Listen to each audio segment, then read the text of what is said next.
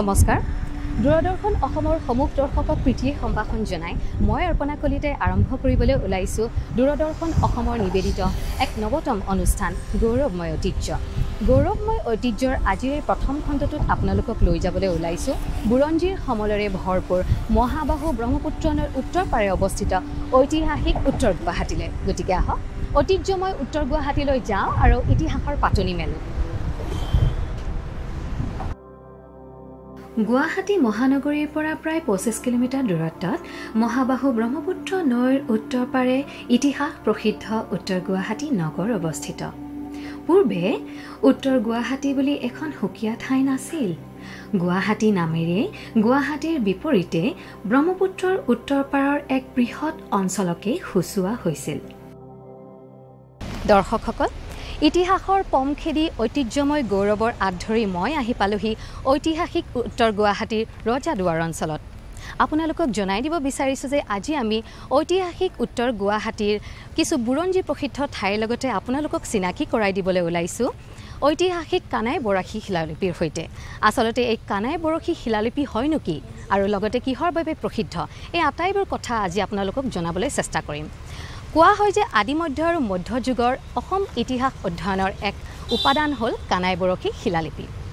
গতিকে আহক আমি কানাই বৰশী শিলালিপিৰ কথা জানিবলৈ লওঁ।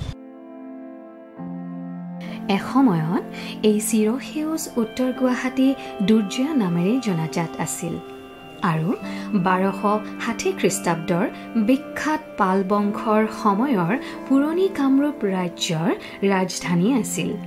সেই প্ৰকৃতিৰ ৰম্যভূমি মহাবাহু ব্ৰহ্মপুত্ৰৰ উত্তৰ পাৰৰ নগৰখনেই যেন পৰ্যটকক সদায় হাত বাউল দি মাতে, আৰু নামাতিবই বা কিয়?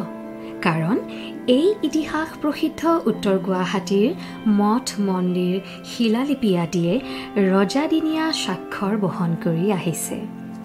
এই ইতিহাস প্ৰসিদ্ধ উত্তৰ গুৱাহাটীৰ পশ্চিম প্ৰান্তক শিলসাকু আৰু পূব প্ৰান্তক ৰজাদুৱাৰ নামেৰে জনা যায়। এই ৰজাদুৱাৰেই উত্তৰ গুৱাহাটীৰ আহোম যুগৰ সোণালী ইতিহাস বহন কৰি আহিছে, কাৰণ এই অঞ্চলটোতেই আছে আহোম ৰাজত্বকালৰ বহুতো ঐতিহাসিক সমল। দৰ্শকসকল, মই আহি উপস্থিত হৈছোহি ঐতিহাসিক কানাই বৰশী শিলালিপিৰ সন্মুখভাগত। কানাই বৰশী শিলালিপি মুখ্যতঃ তিনিটা শিলালিপি যি শিলত খোদিত কৰা হৈছে। কোৱা হয় যে আদিমধ্য আৰু মধ্যযুগৰ অসম ইতিহাস অধ্যয়নৰ ক্ষেত্ৰত এই কানাই বৰশী শিলালিপি এক বিশেষ গুৰুত্বপূৰ্ণ ভূমিকা পালন কৰি আহিছে, আৰু সেয়েহে কোৱা হয় ঐতিহাসিক উত্তৰ গুৱাহাটী ঐতিহ্য বা ইয়াৰে বুৰঞ্জী অতুলনীয় বুলি। আহক আমি কানাই বৰশী শিলালিপি পৰিদৰ্শন কৰোঁ। এই ইতিহাস প্ৰসিদ্ধ উত্তৰ গুৱাহাটীৰ অন্যতম স্থান ৰজাদুৱাৰৰ মণিকাৰ্ণেশ্বৰৰ পাহাৰলৈ যোৱা পথৰ দাঁতিতে অৱস্থিত ঐতিহাসিক কানাই বৰশী বোৱা শিলালিপি। আৰু এই কানাই বৰশী বোৱা শিলালিপিয়ে উত্তৰ গুৱাহাটী অঞ্চলত শ্ৰীকৃষ্ণৰ উপস্থিতিৰ ইংগিত বহন কৰে। উত্তৰ গুৱাহাটীৰ কানাই বৰশী বোৱা শিলত প্ৰাক আহোম যুগৰ আৰু আহোমৰ ৰাজত্বকালৰো ঘটনা শিলালিপিত খোদিত কৰা আছে। কানাই বৰশী বোৱা শিলালিপিত থকা 3খন শিলালিপিতে মধ্যকালিক অসমীয়া লিপিৰ প্ৰথম নিদৰ্শন পোৱা যায়। নমস্কাৰ ছাৰ, আপোনাৰ পৰা জানিব বিচাৰিম ঐতিহাসিক কানাই বৰশী শিলালিপি ইতিহাস সম্পৰ্কে। কানাই বৰশী বোৱা শিল ইয়াত 1206 খ্ৰীষ্টাব্দৰ পৰা আছে। 1206 খ্ৰীষ্টাব্দত এখন যুদ্ধৰ স্মৃতি হিচাপে এই শিলালিপি খোদিত কৰা হৈছিলে, আৰু সেই যুদ্ধখন হৈছিলে মহাৰাজ পৃথু আৰু বখতিয়াৰ খিলজীৰ মাজত। বখতিয়াৰ খিলজী সেইজন মানুহ যিয়ে নালন্দা বিশ্ববিদ্যালয় ধ্বংস কৰিছিলে। 1190ৰ দশকত নালন্দা বিশ্ববিদ্যালয়খন ধ্বংস কৰি পেলাইছিলে আৰু জ্বলাই দিছিলে। তেওঁ জ্বলাই দিয়াৰ কাৰণটো আছিলে যে তাত তেওঁ কোৰাণখন বিচাৰিছিলে সেই বিশ্ববিদ্যালয়ৰ গ্ৰন্থাগাৰত, কোৱা হয়। কিন্তু সেইখন নোপোৱাৰ কাৰণে তেওঁৰ ইমান খং উঠিলে যে ইয়াত কোৰাণ ৰখা নাই, সেইকাৰণে তেওঁ গোটেই নালন্দা বিশ্ববিদ্যালয়ৰ যিটো গ্ৰন্থাগাৰ আছিলে সেইটো জ্বলাই দিলে, আৰু 3 মাহ ধৰি জ্বলি থাকিল সেই গ্ৰন্থাগাৰটো। সেই 3 মাহ ধৰি জ্বলাৰ পিছতহে মানে গ্ৰন্থাগাৰ জুই নুমাইছে গ্ৰন্থাগাৰৰ, আৰু তাত প্ৰায় 90 লাখ মেনুস্ক্ৰিপ্ট যিটো আমাৰ পাণ্ডুলিপি 90 লাখ মানে পাণ্ডুলিপি তাত জ্বলি শেষ হৈ গ'ল। সেইখিনি আছিলে আচলতে বুদ্ধিষ্ট জ্ঞানৰ ভাণ্ডাৰ। নালন্দা বিশ্ববিদ্যালয়খন যদিও আমাৰ গুপ্ত বংশৰ প্ৰথম কুমাৰগুপ্তই নিৰ্মাণ কৰিছিলে 5ম শতিকাতে, কিন্তু সেইখন আছিলে মূলতঃ বৌদ্ধ জ্ঞানৰ এক ভাণ্ডাৰ। নালন্দা বিশ্ববিদ্যালয়ত বৌদ্ধ ধৰ্মক প্ৰাধান্য দি পেলাই তাৰ বৌদ্ধ ধৰ্মৰ যিমানখিনি গ্ৰন্থ আছে সেই গ্ৰন্থবিলাকৰ ওপৰত ভিত্তি কৰি পেলাই তাত শিক্ষা দীক্ষা দিয়া হৈছিলে। আৰু সেই বিশ্ববিদ্যালয়খন এই বখতিয়াৰ খিলিজীয়ে ধ্বংস কৰি পেলালে। আৰু তাৰ পিছৰ দশকটোতে সেইটো 1190 দশকত কৰিলেতো, তাৰপিছত তেওঁ উজাই আহিল, মানে আমাৰ পূবলৈ আহিল। আহি পেলাই তেওঁ অসমখন দখল কৰিব বিচাৰিছিলে। অসমখন দখল কৰিবলৈ লওঁতে তেতিয়া আমাৰ কামৰূপৰ ৰজা আছিলে পৃথুৱে তেতিয়া গোটেই কথাখিনি খুব ভালদৰে তেওঁ মানে তেওঁৰ যিবিলাক চোৰাংচোৱা আছিলে সেই চোৰাংচোৱাবিলাকৰ পৰা খুব ভালদৰে তেওঁ ইনফৰ্মড হৈ পেলাই খা খবৰ লৈ পেলাই তেওঁ এটা মানে ভেটা দিবলৈ মনস্থ কৰিলে। আৰু এই স্থানতেই মহাৰাজ পৃথুৱে বখতিয়াৰ খিলিজীক ভেটা দিলে। আৰু বখতিয়াৰ খিলিজীৰ সৈন্য কিন্তু কম নাছিলে। তেওঁ বিহাৰৰ সেই নালন্দা বিশ্ববিদ্যালয়ৰ পৰা যেতিয়া আহিছিলে তেতিয়া তেওঁ 12,000 অশ্বাৰোহী সৈন্য লৈ আহিছিলে। সেই দিনত 12,000 অশ্বাৰোহী সৈন্য মানে এটা বৃহৎ মানে সেনাবল। গতিকে সেই সেনাবল লৈ পেলাই তেওঁ যেতিয়া ইয়ালৈ আহিলে, ইয়াত পৃথুৰ ইমান শক্তি নাছিলে বা 12,000 অশ্বাৰোহী সৈন্যও নাছিলে, কিন্তু তথাপি পৃথুৱে খুব সুন্দৰভাৱে ষ্ট্ৰেটেজিক পইণ্ট এটাত ভেটা দিলে। আৰু ষ্ট্ৰেটেজি ইমান সুন্দৰভাৱে প্ৰিপেয়াৰ কৰিলে যে 12,000 অশ্বাৰোহী সৈন্য কিছু এই বৰনদীত উটি গ'ল, কিছু কাটিলে, কিছু মৰিল, কিছু পলাই গ'ল। আৰু বখতিয়াৰ খিলিজী নিজেই কিছু সংখ্যক মানুহ লৈ পেলাই তেওঁ ইয়াৰ পৰা পলাই দিলে। যেতিয়া তেওঁ পলাই দিয়াৰ পিছত কিন্তু তেওঁ পলাই সাৰিব নোৱাৰিলে। অৱশেষত তেওঁক ধৰি পেলাই তেওঁক ইয়াতে তেওঁক বধ কৰা হ'ল। গতিকে সেই যিখন যুদ্ধ হৈছিলে সেই যুদ্ধখনৰ যিটো ঘটনা, সেই ঘটনাটো আজিৰ দৰেতো আৰু তেতিয়া আমাৰ মানে বুৰঞ্জী লিখাৰ বা নিউজ পেপাৰ মিডিয়া এইবিলাকতো নাছিলে। গতিকে তেতিয়া হয় তাম্ৰলিপি নহয় শিলালিপি এইবিলাকত খোদিত কৰা হৈছিলে। আৰু তেতিয়া ইয়াত এইখন শিলালিপি খোদিত কৰা হ'ল।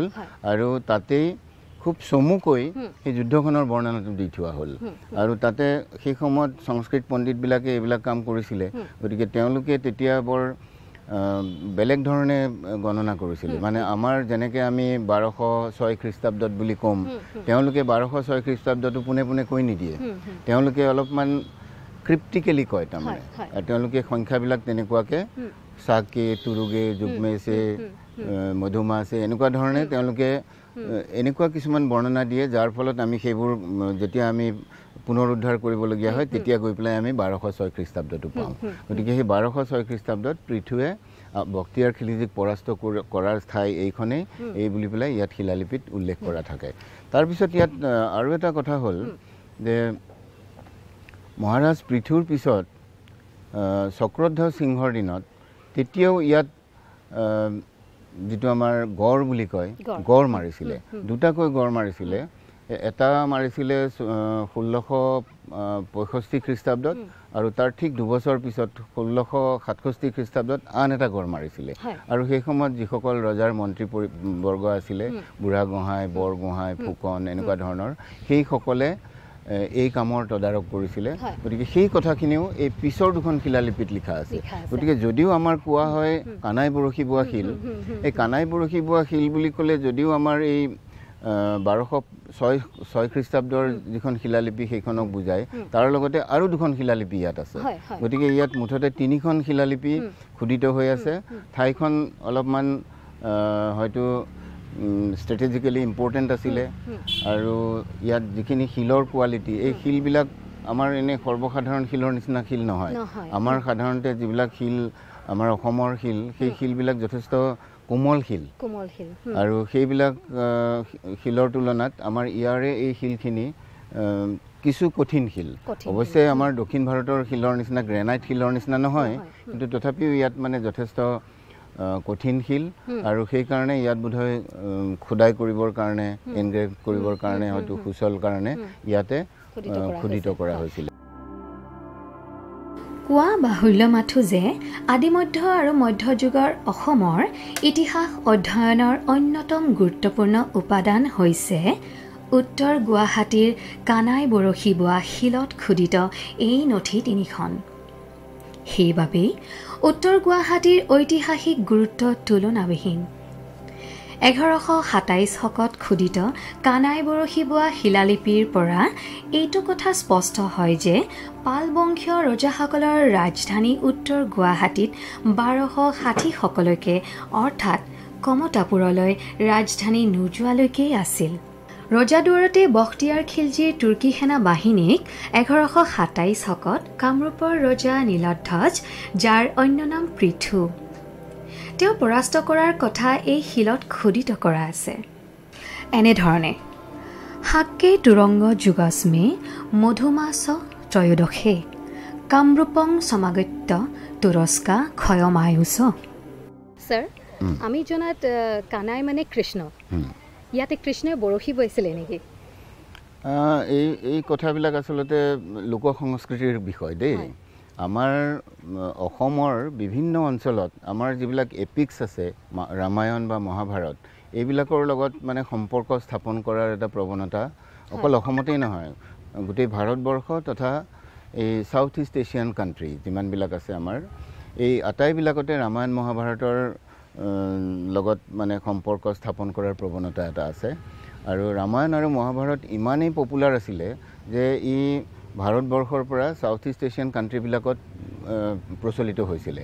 আৰু আটাইতকৈ ইণ্টাৰেষ্টিং কথা কি, সাউথ ইষ্ট এছিয়ান কাণ্ট্ৰিৰ বহুকেইখন কাণ্ট্ৰি এতিয়া মানে মুছলিম কাণ্ট্ৰি, তেওঁলোকৰ অফিচিয়েল ৰিলিজন মুছলিম, আৰু তেওঁলোকৰ 90%তকৈও এবাভ মুছলিম পপুলেশ্যন আছে। কিন্তু তথাপিও এতিয়াও তেওঁলোকৰ মাজত এই এনেকুৱা ধৰণৰ মহাভাৰতৰ লগত সম্পৰ্ক থকা, ৰামায়ণৰ লগত সম্পৰ্ক থকা এনেকুৱা ধৰণৰ বহুতখিনি কাহিনী আছে, মন্দিৰ আছে, পাৰফৰ্মিং আৰ্ট আছে। তেওঁলোকৰ পুতলা নাচত মহাভাৰতৰ কাহিনী বৰ্ণিত হয়, মহাভাৰতৰ এক্টিং কৰে, পুতলা নাচে, এনেকুৱা ধৰণে। আৰু তেওঁলোকৰ যিবিলাক এই সংস্কৃতি আছে, সেই সংস্কৃতিত যদিও ধৰ্মটো মুছলমান, তেওঁলোকে সংস্কৃতিত কিন্তু এই ৰামায়ণ মহাভাৰতক সামৰি থৈ দিছে। গতিকে সেই প্ৰৱণতাটো আমাৰ লোক সংস্কৃতিৰ এটা বৈশিষ্ট্য যে আমি এটা হায়াৰ কালচাৰ বা গ্ৰেট ট্ৰেডিশ্যন এটাৰ লগত নিজকে সম্পৰ্কিত কৰিবৰ কাৰণে আমাৰ প্ৰৱণতা হয়। আৰু সেই হিচাপে হয়তো আমাৰ ইয়াতো হৈছে। আৰু আমাৰ ইয়াত ধৰা মণিপুৰত বব্ৰু বাহনৰ জন্ম, চিত্ৰাংগদা আছিলে, এনেকুৱা ধৰণৰ কথা প্ৰচলিত আছে। আমাৰ হয়তো পৰশুৰামে আহি পেলাই কুঠাৰেৰে কাটি দিলে কাৰণে ব্ৰহ্মপুত্ৰ বৈ আহিলে, এনেকুৱা ধৰণৰ কথা আছে। ঠিক তেনেকুৱাকৈ আমাৰ বহু ঠাইত এনেকুৱা কথা আছে। আৰু তাৰ লগতে আমাৰ কৃষ্ণই যে ৰুক্মিণীক পলুৱাই নিছিলে, গতিকে সেই ৰুক্মিণীক পলুৱাই নিয়া ঘটনাটোৰ লগত বহু ঠাইক জড়িত কৰি ৰখা হৈছে। আৰু এই শিলখিনি, এইখিনি ইমান সুন্দৰ শিল, আৰু এটা সময়ত ইয়াৰ কাষেদি এনেকৈ বৰনদীখন বৈ গৈছে। আৰু গতিকে বৰনদীখনৰ এতিয়াও মানে এটা শাখা এনেকৈ বাৰিষা বয়, খৰালি অৱশ্যে এইখিনিৰ শাখাটো বন্ধ হৈ যায়। গতিকে ইয়াতে যে বৰশী বাবলৈ সুবিধা, আৰু কৃষ্ণই ইয়াতে বহি বৰশী বাইছিলে, এনেকুৱা এটা মিথ আমাৰ ইয়াত প্ৰচলিত আছে। আৰু এইবিলাক সৰ্বসাধাৰণ মানুহে বিশ্বাস কৰে সঁচা বুলি পেলাই, কিন্তু আমি হিষ্টৰিকেলি তাৰ একো এভিডেঞ্চ নাপাওঁ। বুৰঞ্জীৰ দিশৰ পৰা বা বৈজ্ঞানিক দিশৰ পৰা আমি তাৰ প্ৰমাণ নাপাওঁ, কিন্তু জনমানসত ই মানে প্ৰচলিত হৈ আহি আছে আৰু বিশ্বাস হিচাপে চলি আহি আছে।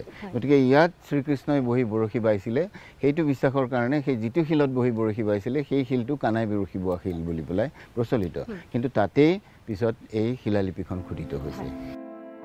কানাই বৰশী বোৱা শিলালিপিৰ প্ৰথম ফলিখনৰ উপৰিও একেটা শিলতে পৰৱৰ্তী কালৰ 1589 শকৰ অন্য দুখন ফলিও আছে। এখন হৈছে স্বৰ্গদেউ চক্ৰধ্বজ সিংহৰ দিনত 1663 পৰা 1669 শকৰ ভিতৰত আটন বাঁহগঢ়িয়া বুঢ়াগোহাঁয়ে মোগলক পৰাস্ত কৰাৰ সংবাদ লিপিবদ্ধ কৰা ফলি। আৰু আনখন স্বৰ্গনাৰায়ণ জয়ধ্বজ সিংহই 1668 পৰা 1663 শকৰ ভিতৰত মোগলক পৰাভূত কৰা সংবাদ খোদিত শিলালিপি।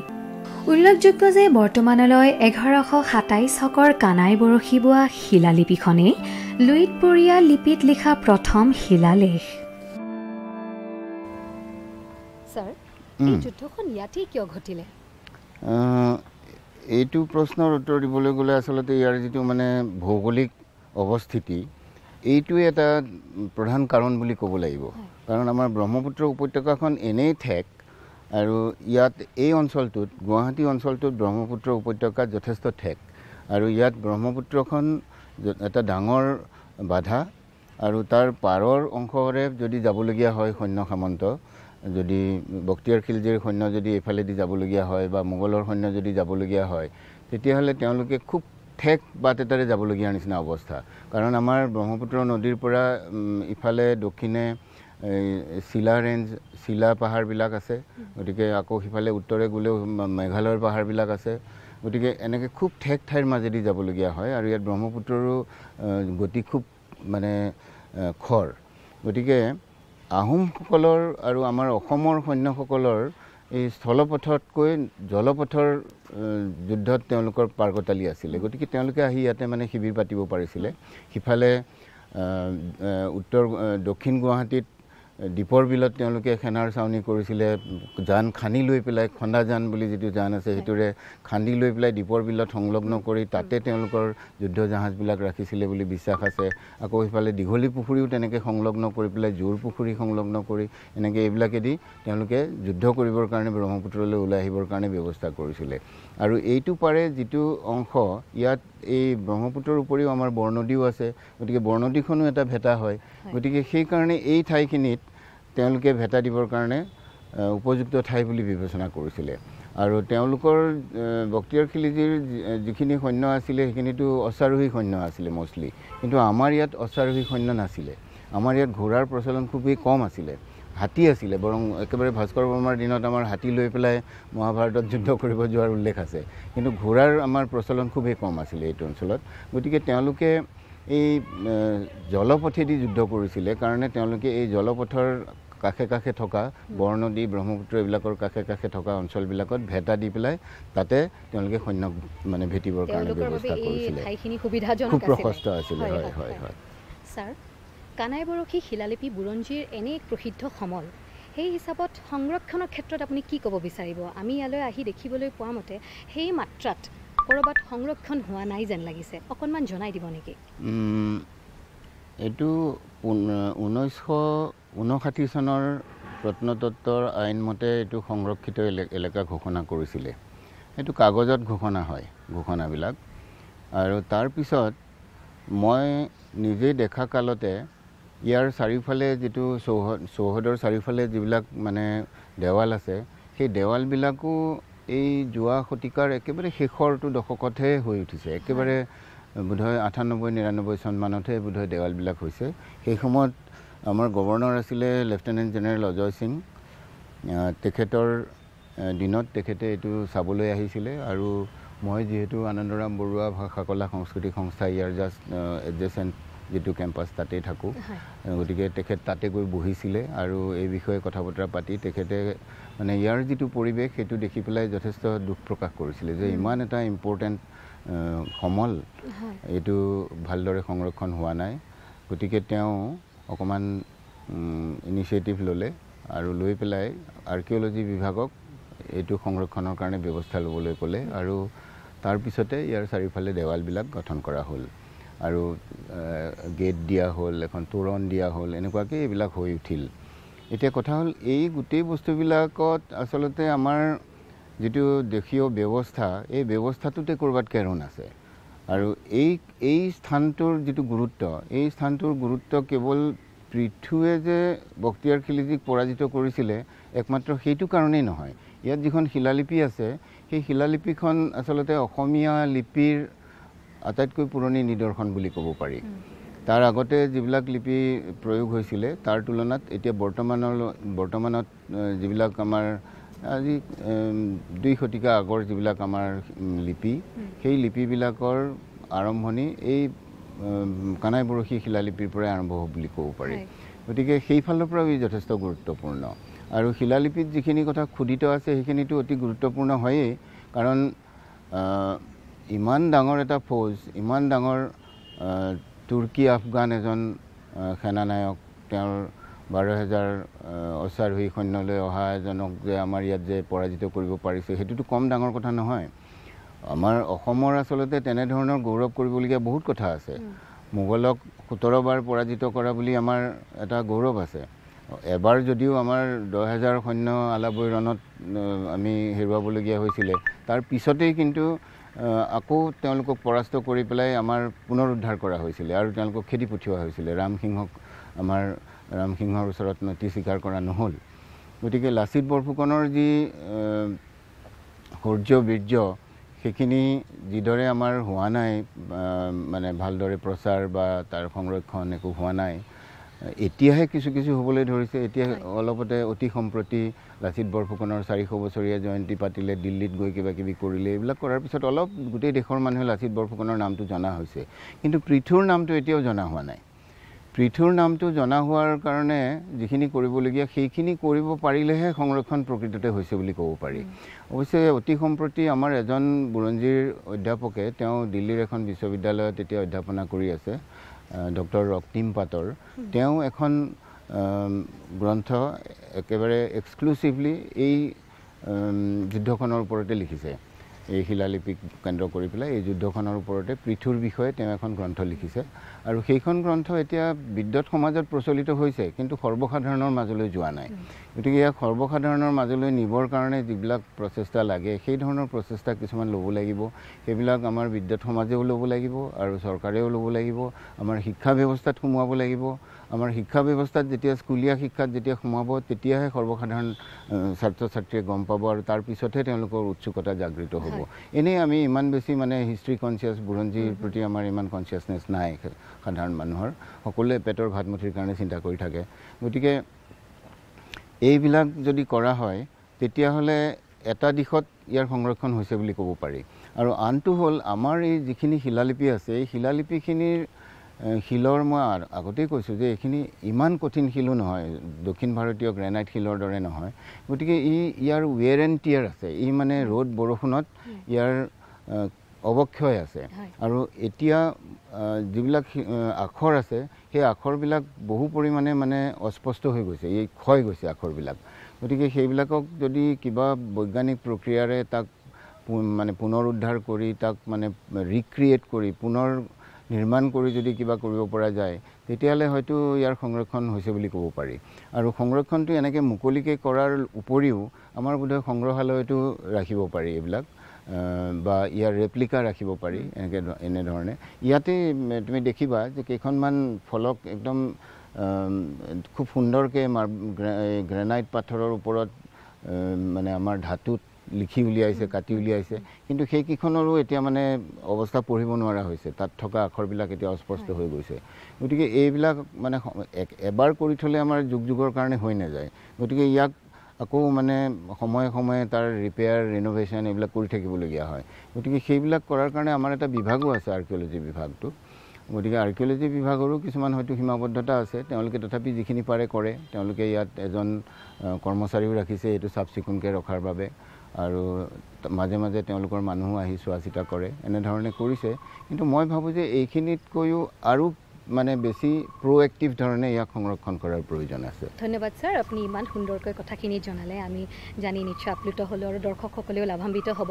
কানাই বৰশী শিলালিপি ভালদৰে সংৰক্ষিত হওক আৰু এক বিশেষ পৰ্যটনস্থলী হিচাপে পৰিগণিত হওক, তাৰেই কামনা ৰাখিলোঁ। ধন্যবাদ। ধন্যবাদ।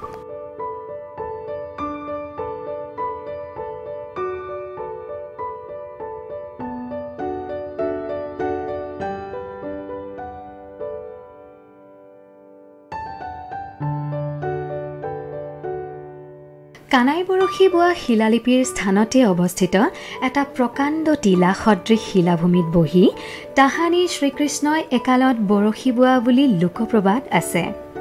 তদুপৰি এই শিলাখণ্ডৰ কাষতে লাগি থকা ভৈৰৱৰ মূৰ্তি, গণেশ ধাম, শিলৰ ফলি আৰু ভাস্কৰ্যবোৰেই পৰ্যটকৰ আকৰ্ষণৰ মূল কেন্দ্ৰবিন্দু। এইবোৰ সম্প্ৰতি অসম ৰাজ্যিক প্ৰত্নতাত্ত্বিক বিভাগে সংৰক্ষণ কৰাৰ ব্যৱস্থা কৰিছে। এই তিনিখন ঐতিহাসিক শিলালিপিয়ে অসম সেনাৰ কীৰ্তিত্ব আজিও যেন অক্ষুণ্ণ ৰাখিছে।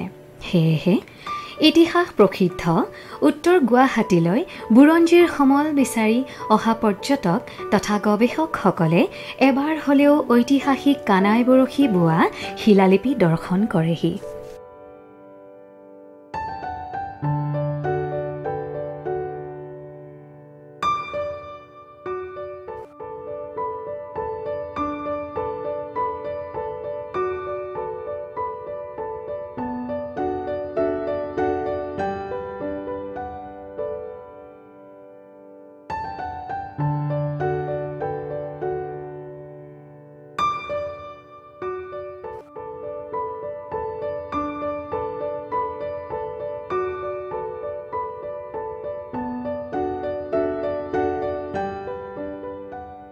প্ৰিয় দৰ্শকসকল, আমি সকলোৱে জানো যে ঐতিহাসিক উত্তৰ গুৱাহাটী বুৰঞ্জীৰ সমলেৰে পৰিপূৰ্ণ।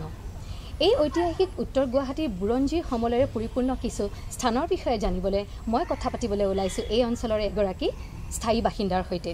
মোৰ সৈতে আছে ডক্টৰ কৰুণাকান্ত কাকতি। আহক তেখেতৰ সৈতে কথা পাতোঁ। নমস্কাৰ। নমস্কাৰ। হয়, আপুনি ঐতিহাসিক উত্তৰ গুৱাহাটীৰ বুৰঞ্জী প্ৰসিদ্ধ ঠাইসমূহৰ বিষয়ে অকণমান জনাই দিব। হয়, উত্তৰ গুৱাহাটী ইতিহাসে গৰকা জেগা, সকলোৱে জানে। উত্তৰ গুৱাহাটীৰ বিভিন্ন নামসমূহেও ইতিহাসৰ পৰিচয় দাঙি ধৰে, যেনে ৰজাদুৱাৰে কওক, ফুলুং কওক, আৰু বিভিন্ন জেগা আছে যিবিলাক ৰুদ্ৰেশ্বৰ, এইবিলাকে আপোনাৰ ইয়াৰ ইতিহাসৰ বিষয়ে কিছু তথ্য দাঙি ধৰে। ইয়াত ধৰ্মীয় স্থান আছে। এই ধৰ্মীয় স্থানসমূহ আমি প্ৰায় 3 ধৰণৰ ধৰ্মীয় স্থান দেখা পাওঁ: শাক্ত, শৈৱ আৰু বৈষ্ণৱ। শাক্ত স্থান আমাৰ শক্তিপীঠ দীৰ্ঘেশ্বৰী আছে, ইয়াৰ পৰা প্ৰায় নাতিদূৰত দীৰ্ঘেশ্বৰী অৱস্থিত। আৰু শৈৱ স্থান আপুনি প্ৰায় শৈৱ স্থান দেখা পাবই। আমাৰ নিচেই কাষতে আছে মণিকৰ্ণেশ্বৰ। ৰুদ্ৰেশ্বৰলৈ গ'লে ৰুদ্ৰেশ্বৰতো আপুনি শিৱ মন্দিৰ দেখা পাব। তাৰ উপৰিও বৈষ্ণৱ স্থানসমূহ আছে। বৈষ্ণৱ স্থান কোৱা উচিত নহ'ব, বৈষ্ণৱ সত্ৰসমূহ আছে ইয়াত। আমাৰ অতি পুৰণি সত্ৰ আউনীআটী সত্ৰ আদিতে আছিলে মাজুলীত। 1915 চনত উত্তৰ গুৱাহাটীত আউনীআটী সত্ৰ স্থাপন কৰা হৈছিল। গতিকে এই 3 ধৰণৰ ঐতিহাসিক সমলেৰে উত্তৰ গুৱাহাটী ভৰপূৰ হৈ আছে। ঠিক এনেকুৱা কাহিনীবিলাক আমি আমাৰ লোক সংস্কৃতিৰ ভাষাত লিজেণ্ড বুলি কওঁ। অশ্বক্লান্ত দেৱালয়ৰ লগত আপোনাৰ তাৰ যিটো ইটিমলজি অশ্বক্লান্ত, তাত সৰু কাহিনী লুকাই আছে। হয়তো 2-3টা তেনেকুৱা ধৰণৰ লিজেণ্ড পোৱা যাব। তাৰ ভিতৰত মই এটা সংক্ষিপ্ততে আপোনাক ক'ব বিচাৰিছোঁ যে ভগৱান শ্ৰীকৃষ্ণই নৰকাসুৰক যেতিয়া বিচাৰি আহিছিলে, তেওঁক বিচাৰি ফুৰোঁতে তেওঁ অশ্ব মানে ঘোঁৰা ক্লান্তিবোধ কৰিছিলে। মানে ক্লান্ত শব্দৰ অৰ্থ হ'ল তেওঁ ভাগৰুৱা হৈ গৈছিলে। ভাগৰুৱা হৈ যাওঁতে তেওঁ সেই জেগাতে কিছু সময় ৰখিছিলে। এতিয়া আপোনাৰ সেই ইটিমলজিকেল মিনিংটো হ'ব অশ্ব মানে ঘোঁৰা, ক্লান্ত মানে হ'ল ভাগৰুৱা। গতিকে অশ্ব তাত ভাগৰুৱা হৈ ৰখাৰ কাৰণে, জিৰণি লোৱাৰ কাৰণে সেই দেৱালয়ৰ নাম, সেই পবিত্ৰ স্থানৰ নাম অশ্বক্লান্ত হ'ল বুলি বহুতে ক'ব বিচাৰে।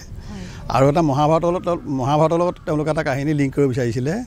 অৱশ্যে সেই কাহিনীটো, গোটেই কাহিনীটো মোৰ ভালদৰে মনত নাই। তেওঁলোকে এটা মহাভাৰতৰ কাহিনী লিংক কৰিব বিচাৰিছিলে। আৰু আমাৰ নিচেই কাষতে আছে দৌলগোবিন্দ মন্দিৰ। দৌলগোবিন্দ মন্দিৰৰ যি বিগ্ৰহ, সেই বিগ্ৰহ ভাগ অৱশ্যে ইয়াৰ মন্দিৰৰ লগত জড়িত মানুহে হয়তো মোতকৈ বেছি ভালকৈ ক'ব পাৰিব। তথাপিতো মই যিমান দূৰ জানো, নলবাৰী সন্ধাচাৰ, বোধকৰো সন্ধাচাৰ, ঠিক এনেকুৱা এটা নামৰ এখন জেগাত বিগ্ৰহভাগ আছে, মানে বিগ্ৰহভাগ আছিলে। আজি প্ৰায় 150 বছৰ আগৰ কথা। আমাৰ ঠিক নিচেই নাতিদূৰতে ব্ৰহ্মপুত্ৰৰ ঠিক পাৰতে মণিকৰ্ণেশ্বৰ মন্দিৰ দেৱালয় অৱস্থিত। এই দেৱালয় ভাগ শিৱৰ মন্দিৰ আছে, তাত শিৱৰ প্ৰতিমূৰ্তি আছে, শিৱ পূজা পাতে। এই দেৱালয় ভাগৰ লগত কিছুমান ঐতিহাসিক জনশ্ৰুতি জড়িত হৈ আছে। মই এবাৰ শুনা পাইছিলোঁ যে শিৱৰাত্ৰিৰ সময়ত সেই দেৱালয়লৈ আমাৰ ব্ৰহ্মপুত্ৰৰ মাজত যে আছে পৃথিৱীৰ ভিতৰত অতি সৰু নদীদ্বীপ উমানন্দৰ পৰা এটি সাপ অহা যোৱা কৰে বোলে, তেনেকুৱা এটা জনশ্ৰুতি মই পাইছোঁ। গতিকে এইটো জনশ্ৰুতিহে, জনশ্ৰুতি কিমান সত্য হ'ব পাৰে আমি সেইটো নাজানো। তেনেকুৱা কিছুমান মই কাহিনী পোৱা মানে মই পাইছোঁ তাত। আৰু তাত বিশেষকৈ শিৱৰাত্ৰি ভাগ খুব উলহ মালহে পালন কৰে ৰাইজে। আৰু আমাৰ পৰা ঠিক 3 কিলোমিটাৰমান নিলগত, মানে আমি কানাই বৰশী বা শিলালিপিৰ পৰা 3 কিলোমিটাৰ নিলগত ৰুদ্ৰেশ্বৰ দেৱালয় আছে। ৰুদ্ৰেশ্বৰ দেৱালয় নামেই পৰিচয়, ৰুদ্ৰসিংহৰ স্মৃতিত তেওঁৰ পুতেক প্ৰমত্ত সিংহই 1774 মেবি, মই যিমান দূৰ জানো, তাত দেৱালয় প্ৰতিষ্ঠা কৰিছিলে দেউতাকৰ স্মৃতিত। তাৰ লগতো এটা জনশ্ৰুতি জড়িত হৈ আছে যে দেউতাক যেতিয়া ঢুকাইছিলে, মানে ৰুদ্ৰসিংহ যেতিয়া ঢুকাইছিলে, তেখেতৰ বোলে সভাগ আনি মণিকৰ্ণেশ্বৰ দেৱালয়ৰ কাষত বহুতে কয়, জনশ্ৰুতিহে দেই, বহুতে কয় যে তেওঁ নাৰী ভেৰু উলিয়াই সেইখিনি ইয়াতে দাহ কৰিছিলে আৰু বাকী বডিটো ইয়াৰ পৰা তেওঁলোকে চৰাইদেউলৈ লৈ গৈছিল নৌকাত। এনেকুৱা জনশ্ৰুতি কিছুমান পোৱা যায়। বৃহত্তৰ উত্তৰ গুৱাহাটী অঞ্চলটোৰ প্ৰতি বৰ্গফুট মাটিৰ তলতে অলেখ অতীত বুৰঞ্জী পোত খাই আছে। কেৱল খবৰ লওঁতাৰহে অভাৱ ঘটিছে। এই ঐতিহাসিক উত্তৰ গুৱাহাটী অঞ্চলটোতে সেয়েহে শাক্ত, শৈৱ আৰু বৈষ্ণৱ এই তিনিওটা পৰম্পৰা অটুট আছে। কানাই বৰশী বোৱা শিলালিপিৰ নিচেই কাষত থকা মণিকৰ্ণেশ্বৰ পাহাৰত আহোম যুগৰ মণিকৰ্ণেশ্বৰ দেৱালয় অৱস্থিত। এই ইতিহাস প্ৰসিদ্ধ মণিকৰ্ণেশ্বৰ দেৱালয়খন ৰজাদুৱাৰৰ মহাবাহু ব্ৰহ্মপুত্ৰৰ নিচেই কাষতেই অৱস্থিত।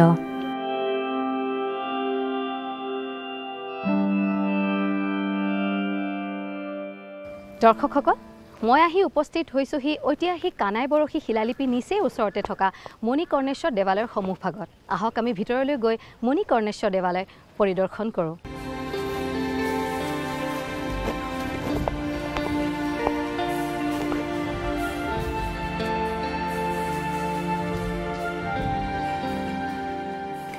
অষ্টাদশ শতিকাতে আহোম ৰজা স্বৰ্গদেউ ৰাজেশ্বৰ সিংহৰ দিনত 1751 পৰা 1769 শকত এই মণিকৰ্ণেশ্বৰ দেৱালয় নিৰ্মাণ কৰা হৈছিল।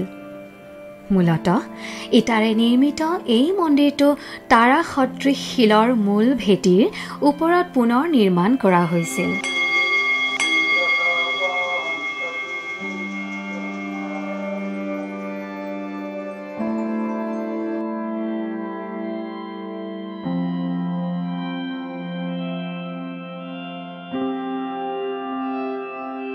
প্ৰাক মধ্যযুগীয় কলাৰ সংমিশ্ৰণ পোৱা যায় এই মণিকৰ্ণেশ্বৰ দেৱালয়ত। স্থাপত্য ভাস্কৰ্য শৈলীৰ বিচাৰেৰে এই দেৱালয়খন 10ম আৰু 14শ শতিকাৰ ভিতৰত নিৰ্মাণ কৰা হৈছিল বুলি ঠাৱৰ কৰিব পাৰি। ইয়াৰ যি গহ্বৰ আৰু ভেটি নিৰ্মাণ কাৰ্য, তাৰ পৰা অনুমান কৰিব পাৰি যে এই দেৱালয় বাস্তুবিদ্যাৰ ব্যতিক্ৰমী ভাস্কৰ্য আছিল। এই মণিকৰ্ণেশ্বৰ দেৱালয়ত শিৱক মূল উপাস্য দেৱতা হিচাপে পূজা অৰ্চনা কৰা হয়। এই দেৱালয়খনৰ সন্মুখভাগতে আছে উমা আৰু মহেশ্বৰৰ এটা সুন্দৰ ভাস্কৰ্য থকা মূৰ্তি। ইয়াৰ উপৰি দেৱালয়ত বহুত সংখ্যক শিলেৰে নিৰ্মাণ কৰা পুৰণি ভাস্কৰ্য বা স্থাপত্যৰ অৱশিষ্ট দেখিবলৈ পোৱা যায়। মণিকৰ্ণেশ্বৰ দেৱালয়খনৰ ওপৰৰ মুধচ ভাগ 1897 চনৰ বৰ ভূঁইকঁপত ধ্বংসপ্ৰাপ্ত হোৱাত টিনৰ চালিৰে বনোৱা হয়। দৰ্শকসকল, মোৰ সৈতে আছে মণিকৰ্ণেশ্বৰ দেৱালয়ৰ সাধাৰণ সম্পাদক, তেখেতৰ নাম হ'ল শ্ৰী দুৰ্গাৰাম দাস। আহক তেখেতৰ সৈতে কথা পাতোঁ আৰু এই দেৱালয় সম্পৰ্কে কিছু কথা জানি লওঁ। নমস্কাৰ। হয়, আপোনাৰ পৰা জানিব বিচাৰিম এই দেৱালয়ৰ ইতিহাস সম্পৰ্কে। আমাৰ এই মণিকৰ্ণেশ্বৰ দেৱালয়খন পুৰাণ প্ৰসিদ্ধ দেৱালয় হয়। এইখন অতীজৰ ৰজা নৰকৰ দিনতে প্ৰতিষ্ঠিত। সেই ৰজাই মানে গোটেইখন মানে আক্ৰমণ কৰি ধন সোণবিলাক আনি ইয়াতে এটা ভাণ্ডাৰ থকা বুলি কয়, মণিমুকুতাৰ ভাণ্ডাৰ। সেই হিচাপে মণিকৰ্ণেশ্বৰ নামৰ খ্যাত বুলি বিখ্যাত আছে। আৰু এইখন তেতিয়া দিনৰ পৰাই ইয়াতে সেই সময়ত ভূমিকম্পত সেই মন্দিৰটো ভাঙি জৰাজীৰ্ণ অৱস্থাত হোৱাত বহুত দিন প্ৰতিষ্ঠিত হৈ আছিল। তাৰপিছত আহোম ৰাজত্বত ৰাজেশ্বৰ সিংহই তেখেতে নৌকা প্ৰতিষ্ঠা কৰে। তেতিয়াৰ পৰাই এই মন্দিৰটো শিৱ মন্দিৰটো নামটো মণিকৰ্ণেশ্বৰ দেৱালয়, যদিও শিৱ মন্দিৰে সেই শিৱ মন্দিৰত মানে এই ৰাজেশ্বৰ দিনৰ পৰাই পূজা পাতল ইত্যাদি হৈ বিশেষকৈ ইয়াতে মহাশিৱৰাত্ৰি উদযাপন কৰা হয়। আৰু দীঘেশ্বৰী মাৰ নিচেই কাষতে আছে।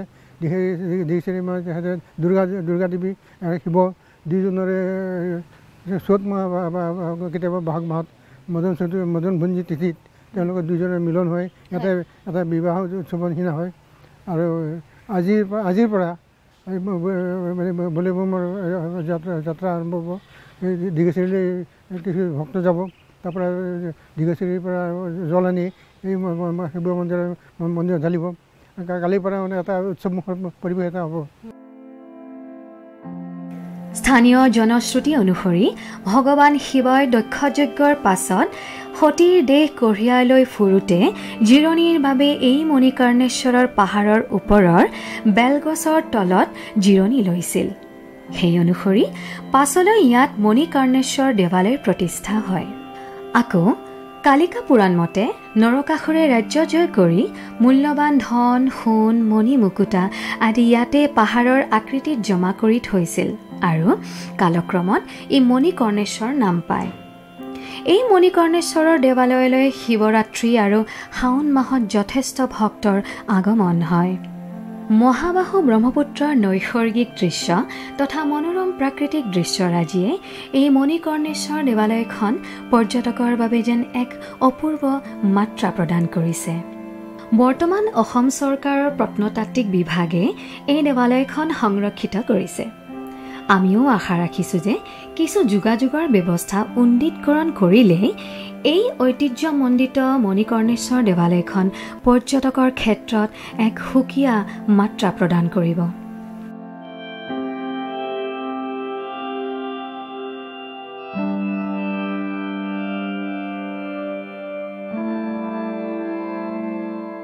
দৰ্শকসকল, ঐতিহাসিক উত্তৰ গুৱাহাটী কেৱল বুৰঞ্জী প্ৰসিদ্ধ ঠাইৰ বাবেই বিখ্যাত নহয়, ঐতিহাসিক উত্তৰ গুৱাহাটী বুৰঞ্জী প্ৰসিদ্ধ মঠ মন্দিৰৰ বাবেও বিখ্যাত।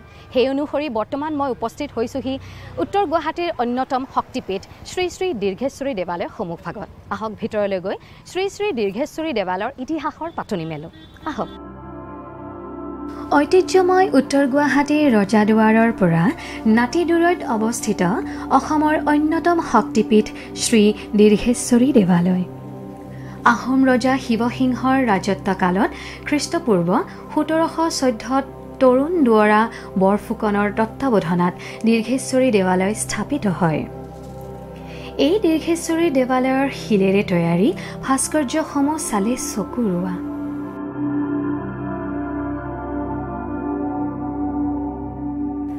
মূল দেৱালয়লৈ বহুতো শিলৰ খটখটিৰে উঠিব লাগে।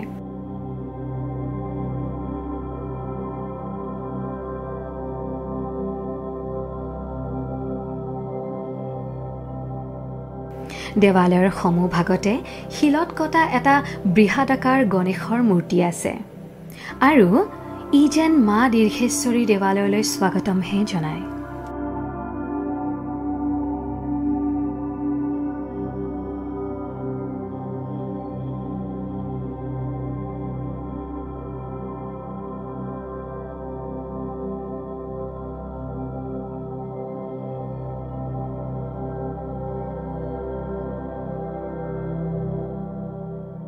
শ্ৰী শ্ৰী দীৰ্ঘেশ্বৰী দেৱালয়ৰ সন্মুখ ভাগৰ পৰা আমি ভিতৰলৈ আহিলোঁ।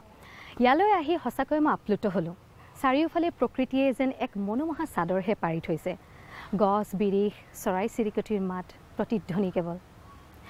এই দেৱালয় উচ্চতাত পাহাৰৰ কিছু উচ্চতাত অৱস্থিত যদিও আহি সঁচাকৈ আপ্লুত হৈছোঁ।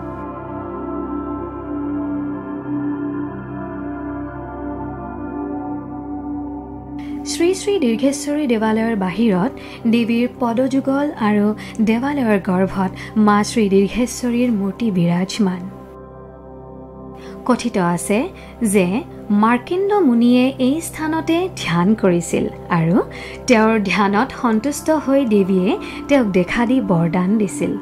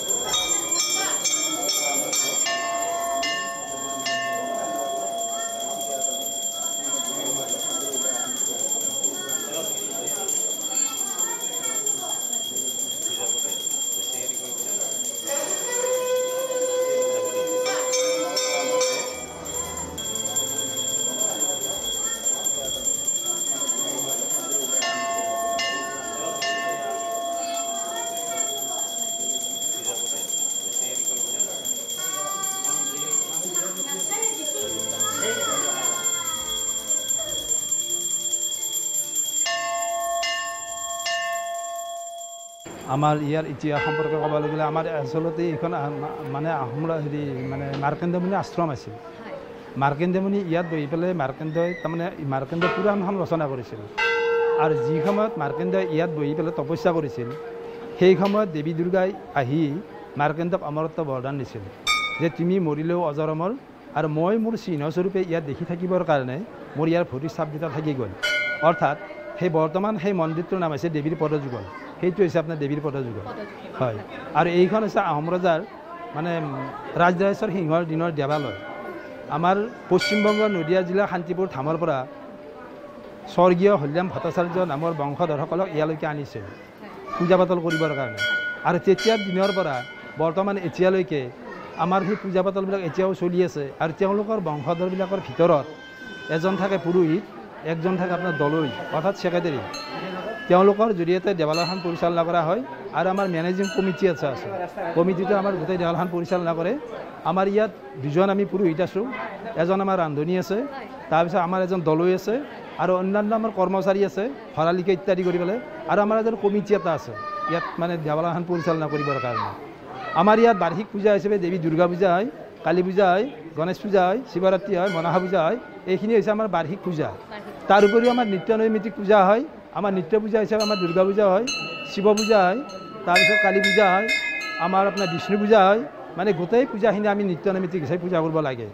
আৰু আমাৰ ইয়াত কোনো ধৰণৰ তেনেকুৱা বন্ধৰ ব্যৱস্থা নাই যদিও আমাৰ অম্বুবাচীৰ সেই 4 দিন আমাৰ মন্দিৰ বন্ধ থাকে আৰু অম্বুবাচীৰ পিছে আৰু আগে আমাৰ মন্দিৰ খোলা থাকে।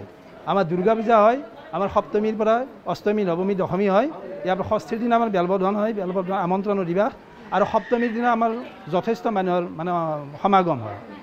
আমাৰ সপ্তমীৰ দিনা আমাৰ হাঁহ, পাৰ, ছাগলী, কোমোৰা আৰু মহ বলি দিয়া হয়। তাৰপিছত অষ্টমীটো আমাৰ বলি থাকে সেই হিচাপে। তাৰপিছত নৱমীটো থাকে আমাৰ বলি, হোম থাকে ৰাজহুৱা, আৰু দশমীত আমাৰ বিসৰ্জন দিয়া হয়। আমাৰ এইখন আচলতে উত্তৰ পূৰ্বাঞ্চল বুলিয়ে নহয়, গোটেই অসম নহয়, গোটেই ভাৰতবৰ্ষ বুলিয়ে ক'ব লাগিব। কাৰণ কিয় আমাৰ এইখন হৈছে গুপ্ত শক্তিপীঠ। কামাখ্যা হৈছে গুপ্ত ব্যক্তপীঠ, এইখন হৈছে গুপ্ত শক্তিপীঠ।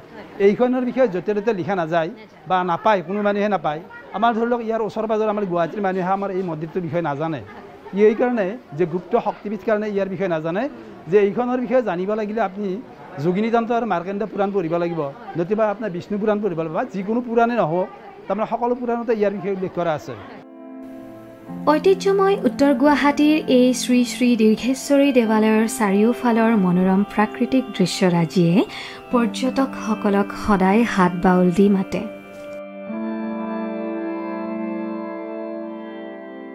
মুঠতে ঐতিহ্যময় উত্তৰ গুৱাহাটীৰ বুৰঞ্জী সমল তথা ঐতিহাসিক কানাই বৰশী বোৱা শিলালিপিৰ উপস্থিতিয়ে এই অঞ্চলটোক অসমৰ গৌৰৱময় ঐতিহ্যৰ বাটকটীয়া বুলিব পাৰি।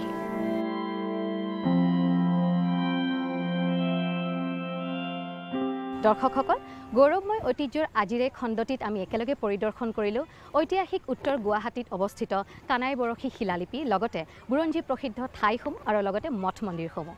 আশা কৰিছোঁ আজিৰ অনুষ্ঠানটি চাই আপোনালোকে নিশ্চয় লাভান্বিত হ'ব। পৰৱৰ্তী সময়ত পুনৰ লগ পোৱাৰ মানসেৰে মই অৰ্পণা কলিতাই আপোনালোকৰ পৰা বিদায় মাগিছোঁ। ধন্যবাদ।